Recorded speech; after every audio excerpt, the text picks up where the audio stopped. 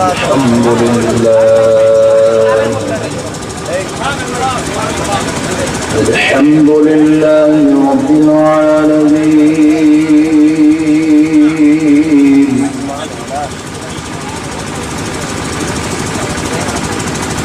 والصلاة والسلام على سيد الأنبياء والمرسلين سبحان الله سبحان الله وعلى آله وصحبه أجمعين الأكرمين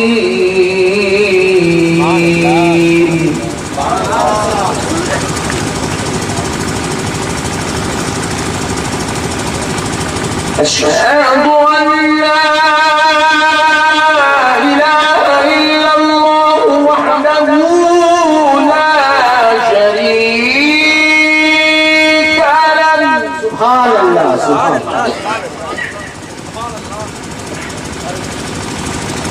وأشهد أن سيدنا ونبينا فمولانا محمدا عبده ورسوله سبحان الله سبحان الله أما بعد فأعوذ بالله من الشيطان الرجيم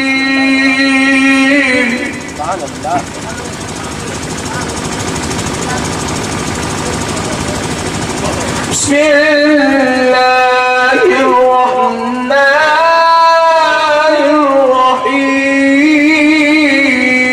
الرحيم سبحان الله سبحان الله فاخرج فإنك منها رجيم سبحان الله سبحان الله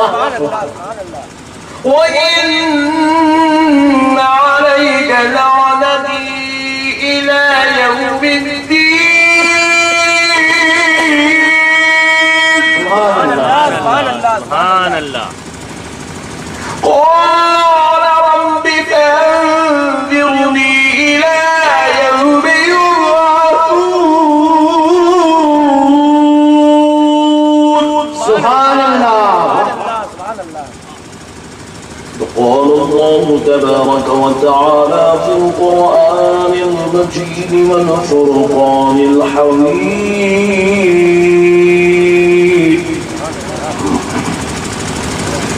ولا تقولوا لمن يقتل في سبيل الله أموات سبحان الله سبحان الله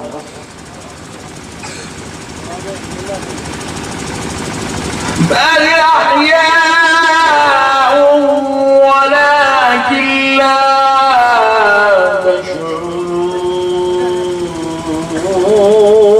تشعرون صدق الله العظيم وبلغنا رسوله النبي الكريم ونحن على ذلك لمن الشاهدين والشاكرين والحمد لله والحمد لله والحمد لله والحمد لله رب العالمين سبحان الله سبحان الله محترم سامعین اکرام معزز بزرگ حضرات اور نوجوان ساتھیوں یہ اللہ تبارک و تعالیٰ کا بہت ہی بڑا احسان عظیم ہے اور اس کے پیارے محبوب رحمت للعالمین صلی اللہ علیہ وسلم کی لطف و عنایت ہے کہ آج اڑیسہ عمر کوٹ کی اس بابرکت اور مقدس زمین پر فیضان تعلیمات غوث اعظم رضی اللہ تعالی عنہ کانفرنس میں ہم سب کو شریک ہونے کی سعادت اور توفیق نصیب ہوئی ہے۔ آج ہمارے اس بابرکت اسٹیج پر اڑیسہ اور چھتیس گڑھ کے ذی وقار مہمانان مصطفیٰ عظیم المرتبت آیا ہوں تو علماء کرام کے نام سے واقف بھی نہیں ہوں، ورنہ یہ نورانی چہرے، یہ محبوبان خدا کے چہرے، یہ فیضان مصطفیٰ کے چہرے ایک ایک میں دیکھتے جاتا اور نام لے کر اپنے لیے سعادت مندی حاصل کرتے جاتا۔ سبحان اللہ۔ معزز سامعین اکرام، یہ علماء اکرام کا بڑکپن ہے کہ آج کی اس بابرکت مجلس میں اپنی ہزاروں سینکڑوں مصروفیات کے باوجود بھی مجھ جیسے ناچیز کو سننے اور آل مصطفیٰ آل نبی صلی اللہ علیہ وسلم کے مبارک چہروں کا دیدار کرنے کے لیے تشریف لائے ہیں۔ سبحان اللہ، سبحان اللہ۔ اور آج انشاءاللہ تعالی اس بزم میں حضرت مخدوم سمنان کا فیضان بھی بٹے گا اور اعلیٰ حضرت کا فیضان بھی بٹے گا۔ سبحان اللہ۔ اور یہاں سے ہماری آواز نکلے گی، پہلے بریلی پہنچے گی، پھر بریلی سے کیچوچا پہنچے گی، اور پھر کیچوچے سے اجمیر پہنچے گی، اور اجمیر سے بغداد جائے گی، اور بغداد سے سیدھا نجف پہنچے گی، اور نجف سے پھر ہمارے اور آپ کے آقا کی بارگاہ میں جائیں گے۔ اور جب وہاں پہنچے گی سرکار ایک سوال پوچھیں گے، اے غلاموں اتنی عقیدت سے جمع ہوئے ہو چاہتے کیا ہو؟ اتنی عقیدت سے جمع ہوئے چاہتے کیا ہو؟ ہم صرف ایک گزارش کریں گے، یا رسول اللہ آپ کے دشمن کا صفایا چاہیے، آپ کی اور آپ کے آل کے دشمن کا صفایا چاہیے، اہل سنت میں اتحاد چاہیے۔ اس کے علاوہ کچھ نہیں مانگیں گے، آج کچھ نہیں مانگیں گے، بس اللہ کی رضا مانگ لیں گے۔ تو پیارے بزرگ اور دوستوں، میں بے انتہا مشکور ہوں ہمارے نوجوان دوستوں کا، جنہوں نے آج یہ عظیم الشان پیمانے پر اتنا بہترین اور بڑے پیمانے پر جلسہ کیا۔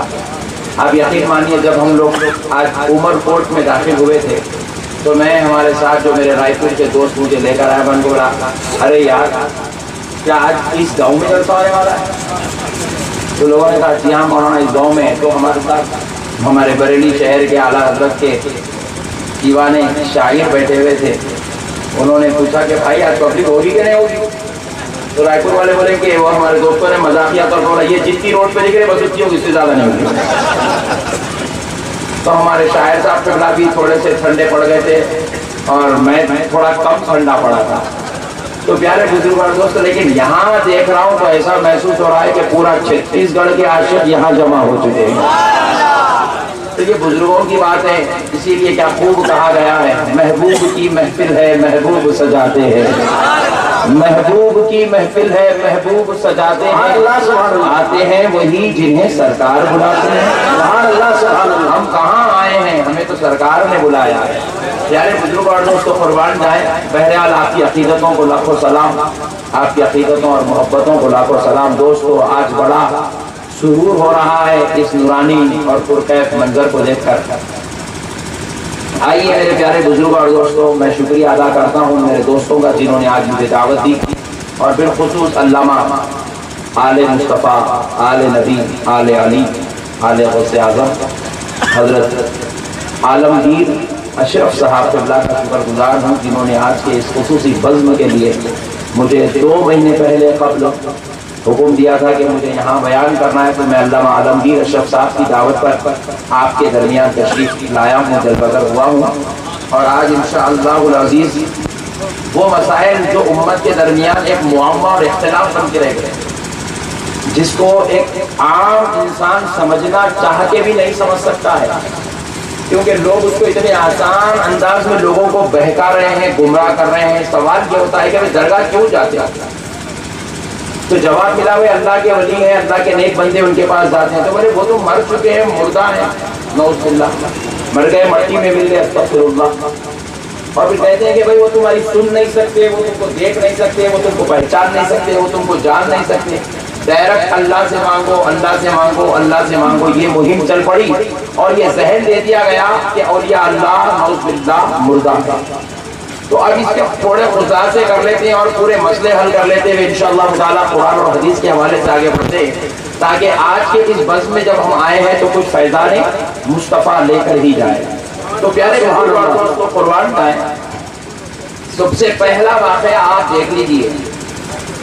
اللہ رب العزت نے جو قرآن پاک میں سورہ صافات میں بیان کیا، اللہ نے جب حضرت آدم علیہ السلام کے جسم اقدس جسد مبارک کو تیار کیا، جو مٹی کا پتلا تھا، اللہ نے جسد مبارک کو تیار کر کے شیطان کو کہا کہ تو اس کو سجدہ کر، اگرچہ تو سجدہ تعظیم تھا، اللہ نے کہا کہ تو اس کو سجدہ کر، تو شیطان نے سرے سے انکار کر دیا، کہا خلقتنی من نار وخلقته من طین، اللہ سے کہنے لگا اے اللہ میں آگ کا پیدا کیا ہوا ہوں، میں آگ کا بنا ہوا ہوں اور یہ مٹی کے بنے ہوئے ہیں، تو لہذا میں آگ کا بنا ہوا ہرگز ان کو سجدہ نہیں کروں گا۔ اللہ نے حکم کیا تھا کہ تو کر، اب وہ سجدہ ہوں گا، رکوع ہوں گا، قیام ہوں گا، قومہ ہوں گا، سلام ہوں گا، فاتحہ ہوں گا، زیارت ہوگی، پھول ڈالنا کی چادر ڈالنا کی طرح کام ہے کیا بات ہے، لیکن بول پھر وہ سب مسئلے نہیں ہے، کیا کرنا مسئلہ نہیں ہے، حکم کس کا ہے وہ مانے رکھنا ہے، اللہ کا حکم ہے، اللہ نے کہا کر، اور اللہ نے حکم صرف شیطان کو نہیں دیا بلکہ اللہ نے حکم شیطان کی تابعداری میں کہ کیا کرنا ہے، یہ فکر میں نہیں پڑے کس کو کرنا ہے، یہ فکر میں نہیں پڑے کتنے دن کا کرنا ہے، یہ فکر میں نہیں پڑے کرے بات کرنا کیا ہے، سبحان ربی العظیم پڑھنا ہے یا سبحان ربی الاعلیٰ پڑھنا ہے، وہ جھگڑوں میں نہیں پڑے، وہ بولے مولا کا حکم ہے کر گئے، مولا کا حکم ہے کر گئے۔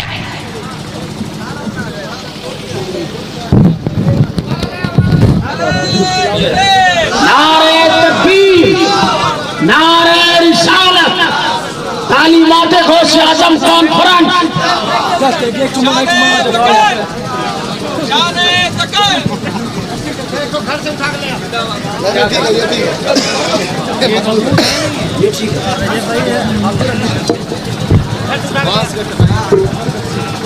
آپ حضرات ایک مرتبہ زور سے نعرہ لگائیں، نعرہ تکبیر، نعرہ تکبیر، نعرہ رسالت،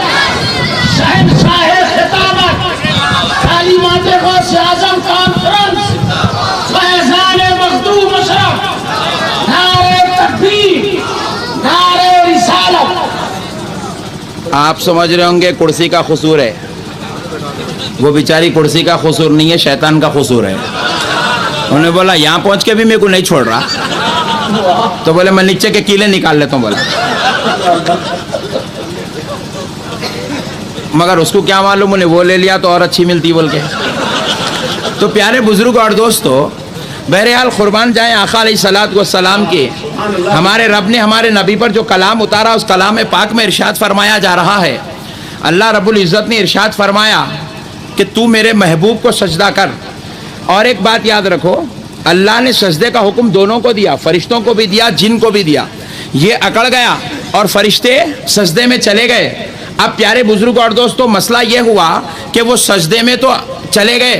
اور یہ اکڑ گیا، اس نے پوچھا مولا میں سجدہ نہیں کروں گا کیونکہ میں آگ کا بنا ہوا ہوں اور یہ مٹی کے بنے ہوئے ہیں، میں بڑا فضیلت والا ہوں، عظمت والا ہوں، رتبے والا ہوں، لہٰذا اس مٹی کے بنے ہوئے کمزور انسان کو میں سجدہ نہیں کروں گا۔ اس کے غرور نے اس کو اکڑا دیا، اس کے تکبر نے اس کو کھڑا کر دیا اور بغاوت پر اتار دیا اور وہ اللہ کا باغی بن گیا۔ مگر دوستو ذرا غور کرنے والی بات ہے، اللہ رب العزت نے کیا کیا؟ جو فرشتے نے سجدہ کیا ان لوگوں کو اللہ نے سرفراز کر دیا، انعامات اور احسانات سے مالا مال کر دیا، ایسا مالا مال کر دیا، معصومیت کی نعمت سے سرفراز کر دیا، اپنے دربار کا مخرب بنا دیا۔ ارے کسی کو اپنے محبوب کی زیارت کا شرف سے مشرف فرما دیا، کسی کو اللہ نے سدرۃ المنتہا پر کھڑا کر دیا، کسی کو اللہ نے کعبے پر مقرر کر دیا، کسی کو اللہ نے مومنوں کے گھروں میں منتخب فرما دیا، کسی کو اللہ نے اپنے پیارے ولیوں کے محبوبوں کے دربار کا سپاہی بنا دیا۔ تو پتہ کیا چلا؟ جو با ادب ہو گیا وہ سرفراز ہو گیا، اور یہ بے ادب ہو گیا تھا، یہ بے ادب ہو گیا تھا، اللہ سے بغاوت کرنے لگا۔ تو رب نے کہا خبردار، جو باغی ہے وہ یہاں رہ نہیں سکتا ہے، جو باغی ہے وہ یہاں رہ نہیں سکتا ہے۔ اور سوچو یہ بات کہاں ہو رہی ہے؟ یہ بات عرش پہ نہیں ہو رہی ہے، یہ بات اس جگہ نہیں ہو رہی ہے جس جگہ شیطان رہتا تھا، بلکہ یہ بات جنت میں ہو رہی ہے۔ جنتی کو جنت میں کھڑا کر کے کہا جا رہا ہے تیرا گھر اب تک جنت تھا مگر تو بغاوت